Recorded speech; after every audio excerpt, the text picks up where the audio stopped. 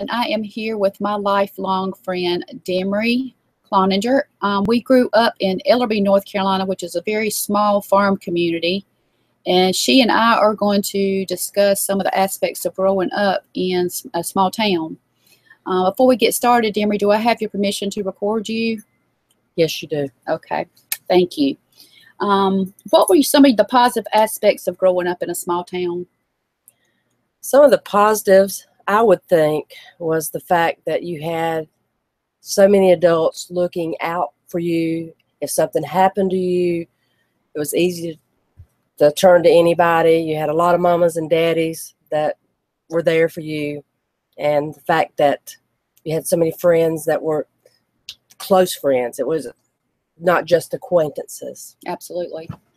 As an adult living in a larger city now, are there things that you miss about living in a small town? Yes, there's a lot I miss about it. As I said, the closeness of that. You know, you ride down the road in a larger city, you have a flat tire.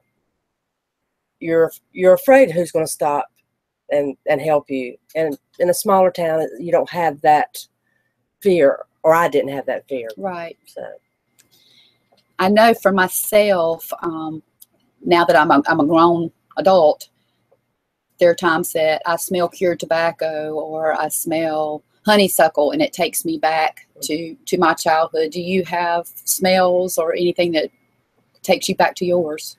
A couple of things recently that have come to mind. You go into these candle shops and you smell the cookie one.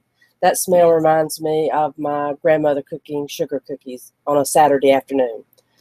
Walking on the beach, the copper tone suntan lotion always takes me back to the vacations with my family. Right.